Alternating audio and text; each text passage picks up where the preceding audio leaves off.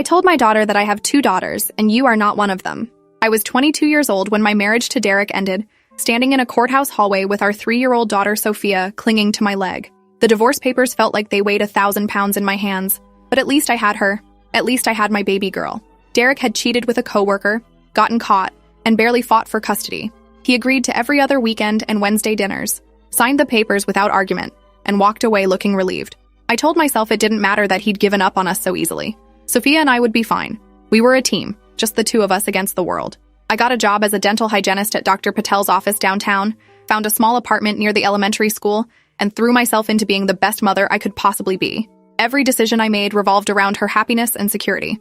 Every dollar I earned went toward making sure she had what she needed. Those first 2 years after the divorce were hard but beautiful in their own way. Money was incredibly tight on my salary, and there were nights I ate ramen so Sophia could have chicken nuggets and fruit.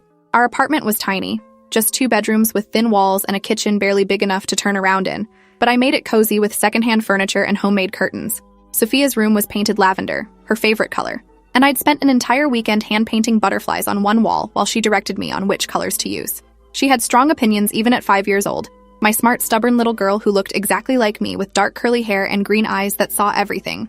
Our weekends together were magic. We'd go to the park and feed ducks, visit the library for story time, make elaborate blanket forts in the living room.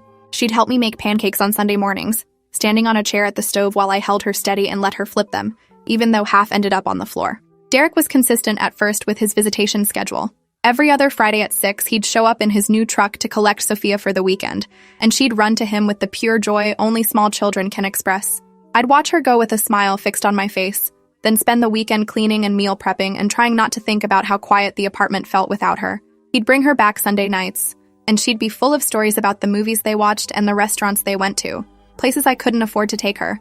I tried not to feel jealous, tried to remember that having a father who showed up was good for her, even if that father had destroyed our family. I packed my hurt away in a box in my chest and focused on being present when she was home. Our Wednesday dinners were at the diner near his apartment, and I'd drop her off at 6 and pick her up at 8. 2 hours where I'd sit in my car in the parking lot doing crossword puzzles because driving home and back wasted gas I couldn't afford. Everything changed when Derek started dating Vanessa. I first heard about her from Sophia, who came home from a weekend visit bubbling with excitement about Daddy's new friend who had a big house with a pool. I felt my stomach clench but kept smiling, asking casual questions about what Vanessa was like. Sophia said she was pretty and nice and had given her a present, a stuffed unicorn that now sat on her bed. I looked at that unicorn and felt something ugly stir in my chest. Not jealousy exactly, but a protective fear that someone else was entering my daughter's world, someone with resources I didn't have.